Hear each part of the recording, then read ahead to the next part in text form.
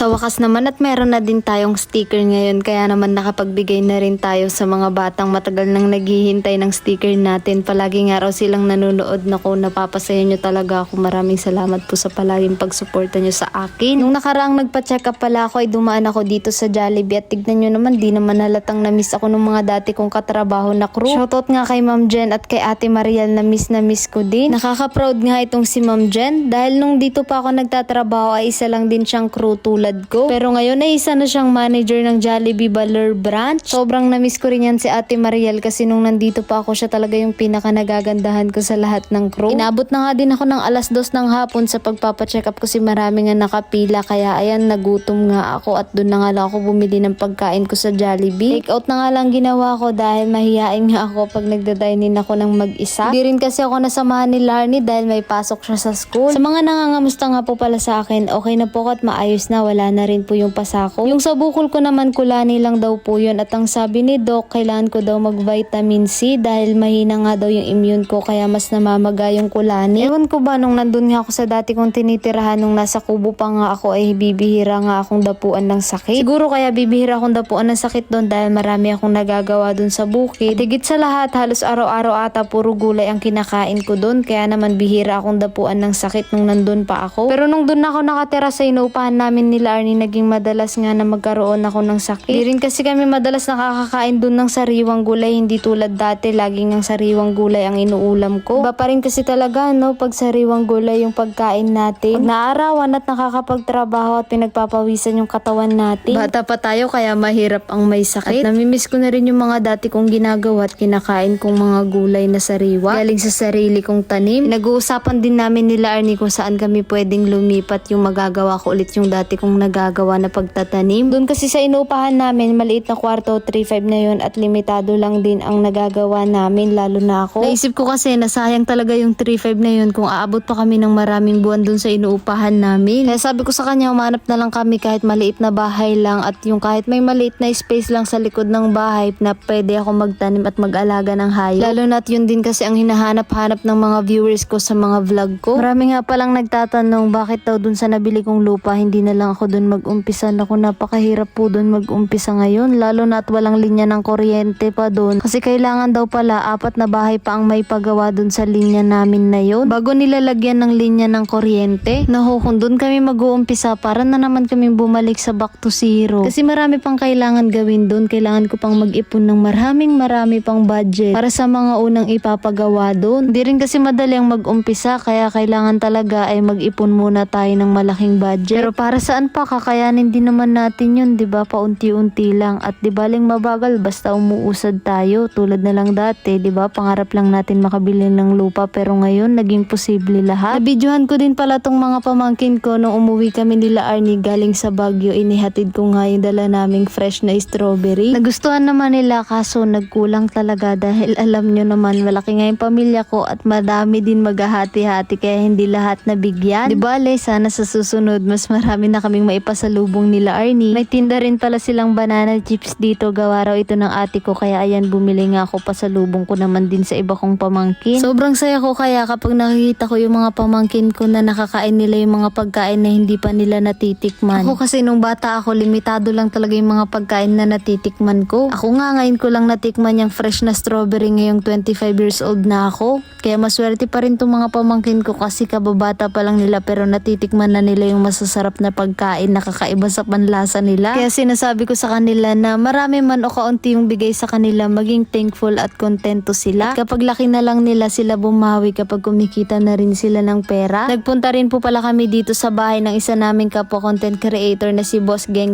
Vlogs para kunin yung necklace ng ID naming mga content creator. Nagpaturo na rin po pala kami kung paano mag-save ng video gamit itong Insta360 nila. Nagpatulong din po pala kami sa isa pa naming kapwa content creator na si Chris Mushroom para maghanap ng bagong mauupahan namin kung saan pwede akong magtanim at mag-alaga ng hayop. Pinuntahan ko nga rin po pala yung sticker na ginawa ng Print with Eliza B para sa mga supporters ko. Ito po ay ginawa niya para sa lahat ng sumusuporta sa akin. Wala po itong bayad, ginawa niya ito para sa akin at sa lahat ng sumusuporta sa akin. At isa rin po pala siya sa mga sumusuporta sa akin kaya talaga namang nakakatuwa. Sobrang nagustuhan ko nga tong ginawa niyang sticker para sa akin kasi napaka-cute nga. Siguradong matutuwa nga dito yung mga supporters ko dahil mabibigyan ko na nga sila ng sticker. Lagi kasi silang nagtatanong kung meron daw ba ako nito. Nga po pala sa mga nagbabalak at gusto rin magpagawa ng sticker, mura at mabilis ang proseso. Dito lang yan sa Print with Eliza B. Pwede nyo po silang kontakin dyan. Nandyan lang din ang numero nila sa mismong page nila. At syempre, wag na wag nyo rin pong kakalimutan na i-follow ang kanilang page dahil isa rin yan sa mga sumusuporta sa atin dito sa AnTV. Kakakuha ko pa nga lang ng sticker natin ay meron agad humingi at ayan, nilagyan ko ng harin yung motor ko. At dito nga may mga bata ulit na nanghingi sa akin ng sticker at palagi nga rin daw silang nanonood ng mga vlog ko.